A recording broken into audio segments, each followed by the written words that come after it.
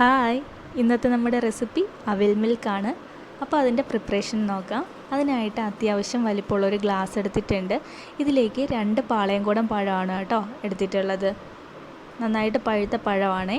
ഇനി ഇതിൻ്റെ കൂടെ കുറച്ചൊന്ന് റോസ്റ്റ് ചെയ്ത വൈറ്റ് അവിലാണ് ഞാൻ എടുത്തിട്ടുള്ളത്. അതൊരു 2 ടേബിൾ സ്പൂണോളം ഞാനിതിൽ ചേർത്ത് കൊടുക്കുന്നുണ്ട്.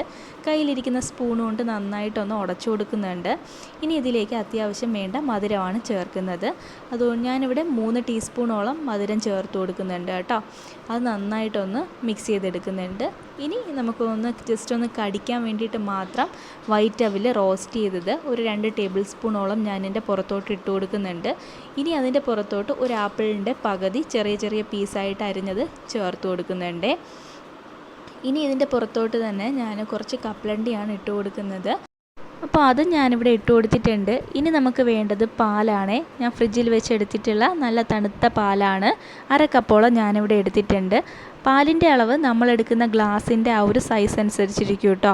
ഇനി ഇതിൻ്റെ പുറത്തോട്ട് കുറച്ച് ടൂട്ടി ഫ്രൂട്ടിയും നമുക്ക് ഇഷ്ടപ്പെട്ട ഫ്ലേവറിലുള്ള ഒരു സ്കൂപ്പ് ഐസ്ക്രീമും അതിൻ്റെ പുറത്തോട്ട് ഒരു ചെറിയും വെച്ച് കൊടുക്കുന്നുണ്ട്. ഇനി ഇതൊന്ന് ഡെക്കറേറ്റ് ചെയ്യാനായിട്ട് ഞാനൊരു പിഞ്ചോളം ബൂസ്റ്റും കൂടി ഇതിൻ്റെ പുറത്തോട്ട് ഇട്ട് കൊടുക്കുന്നുണ്ട് കേട്ടോ.